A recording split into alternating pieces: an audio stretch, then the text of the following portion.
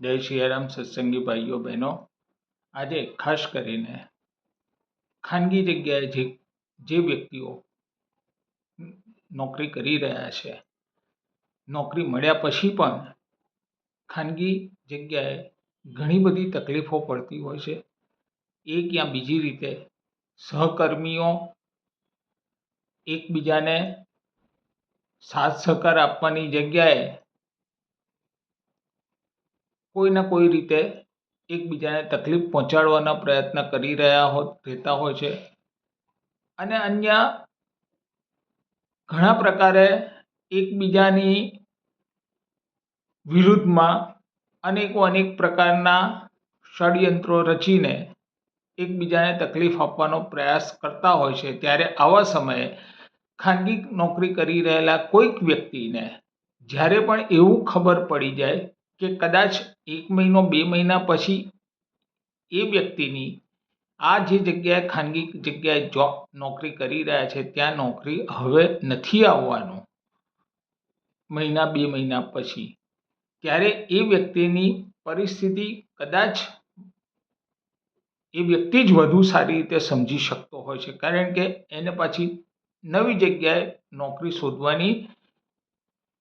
જરૂર પડતી હોય છે અને આ સમયગાળામાં કે જ્યારે રોજગારીની તકો ઘણી ઓછી છે, તો આ સ્થિતિમાં જે વ્યક્તિને કહેવામાં આવ્યું છે કે 1 મહિનો કે 2 મહિના પછી કદાચ આપની આ જગ્યાએ નોકરી નથી રહેવાની, તો એવા વ્યક્તિઓએ ખાસ કરીને જે દિવસે એને ખબર પડે છે ત્યારથી જ લઈને હનુમાનજી મહારાજની શરણમાં સંકટમોચન હનુમાન અષ્ટક જેને કહીએ છીએ, બાલ સમય રવિ ભક્ષ્ય લિયો, એ જે સ્તુતિ બધાને ખબર છે, એના નિયમિત રીતે સતત વધુ ને વધુ પાઠ કરવાનું શરૂ કરી દેવું જોઈએ। સાથે સાથે જરૂરિયાતમંદ ભિક્ષુક લોકો જે હોય, કોઈ પણ દિવસે કોઈ પણ મંદિરની બહાર અથવા તો જ્યાં મળે ત્યાં આપણી શક્તિ અનુસાર 1 રૂપિયો 2 રૂપિયા 5 રૂપિયા 10 રૂપિયાના સિક્કાનું એને અવશ્યપણે દાન કરવું જોઈએ। સાથે સાથે કોઈ પણ ધાતુનું પાત્ર હોય જેની અંદર આપણે